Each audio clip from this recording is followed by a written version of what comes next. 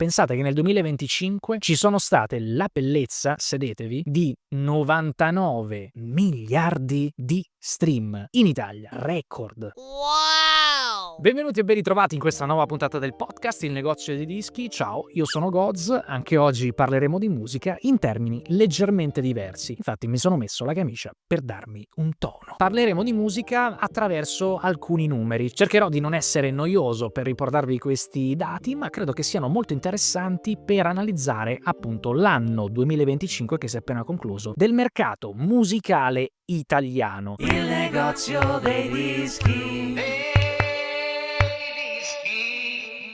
Allora, come vi dicevo, la FIMI, cioè la Federazione dell'Industria Musicale Italiana, ogni anno redige questa documentazione, questo report, che analizza in termini di numeri quello che è il mercato italiano. Partiamo dal primo dato più saliente, cioè che il mercato discografico italiano nel 2025 ha registrato una crescita del 11%. È la prima volta in un anno solare che supera il $500 miliardi di fatturato. Quindi ragazzi, veramente dei numeri pazzeschi. E l'Italia si conferma il terzo mercato più importante all'interno dell'Unione Europea. Nel 2025, inoltre, è stata stabilita una cifra record di streaming. Ci sono state la bellezza, sedetevi, di 99 miliardi di stream in Italia. Dei numeri veramente altissimi, e i picchi sono stati registrati principalmente la settimana successiva a Sanremo e l'ultima settimana dell'anno. Quindi che cosa vuol dire? Che Sanremo rimane una fonte fondamentale per l'economia della musica in Italia, e secondo, che la musica natalizia piace molto. L'ascolto che facciamo della musica in generale in Italia, il 66% riguarda proprio lo streaming. E al secondo posto di fruizione della musica ci sono i cosiddetti diritti connessi. Traduco, sono quei soldi che spettano solitamente agli artisti o ai produttori musicali legati a quando una registrazione musicale fa i suoi passaggi in TV, radio, la ascoltiamo all'interno di locali, eccetera, eccetera. Attenzione, perché c'è una grandissima crescita del formato fisico, registrando addirittura un più 24% delle vendite di vinili, ma attenzione anche dei CD, perché il CD acquista il 15% in più rispetto all'anno precedente. Questi sono dati molto interessanti che non solo ci fanno capire appunto come la musica viene fruita oggi, ma anche che il vinile, che inizialmente era percepito come un fenomeno legato più agli adulti nostalgici, in realtà anche la generazione Z rimette al centro il vinile, diventa parte centrale in qualche modo della cultura giovanile il vinile, e questa secondo me è una cosa molto bella, soprattutto poi perché state seguendo il negozio dei dischi. Tra gli album più venduti in formato fisico è interessante vedere che alla terza posizione troviamo Holly, Tutta la vita. Seconda posizione, The Life of a Showgirl con Taylor Swift. E alla prima posizione Orbit Orbit. Ho trovato estremamente curioso il fatto che ci sia in prima posizione Orbit Orbit, non tanto per la bellezza dell'album, che sicuramente è un bellissimo album di caparezza, ma perché Orbit Orbit è stato pubblicato, pensate, il 31 ottobre 25. Quindi, nonostante sia stato pubblicato praticamente alla fine dell'anno, è l'album più venduto dal punto di vista fisico in Italia del 2025. Quindi vuol dire che ha fatto veramente un boom caparezza con questo album. Sicuramente mi viene da dire che questo tipo di album, trattandosi poi anche molto di una costruzione fumettistica da un punto di vista visivo, probabilmente ha aiutato nella vendita di questa tipologia di formato.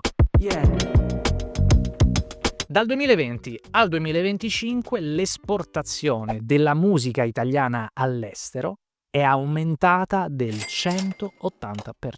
Questo chiaramente grazie alle modalità di fruizione, perché il digitale chiaramente abbatte le barriere. Abbiamo sicuramente molta più opportunità di internazionalizzare i nostri prodotti. Nel 2025 il 57%, quindi una fetta estremamente considerevole, dei nostri ascolti musicali riguardano musica pubblicata tra il 2020 e il 2025. Sono rimasto abbastanza sorpreso dal fatto che gli anni 70, la musica degli anni 70, venga in proporzione ascoltato solamente dall'1%, cioè è basso, è veramente basso, così anche come la musica degli anni 80, solamente il 2%. Quindi questo che cosa ci dice? Che chi ascolta la musica in streaming principalmente ascolta musica giovane, ascolta musica degli ultimi 5 anni.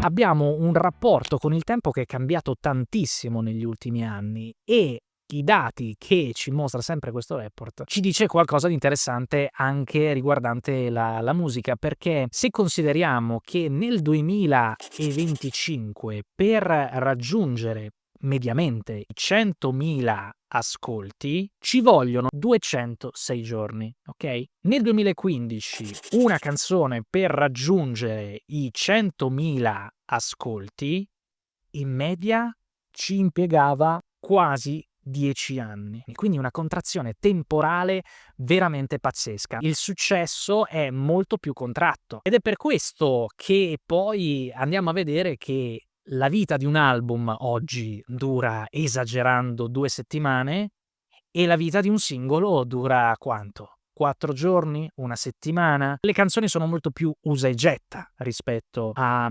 banalmente 10 anni fa. Viene analizzata anche come la figura del superfan sia una figura molto importante. Il superfan viene individuata come quella persona disposta a spendere dei soldi per l'acquisto di musica fisica, merchandising, concerti, eccetera, eccetera. E solitamente un superfan in media al mese spende per la musica circa 138 euro al mese. Quindi capite che comunque è vero che i superfan rappresentano solo il 12% dei consumatori di musica in Italia, ma comunque è un tipo di figura, quella del superfan, molto importante per il mercato musicale.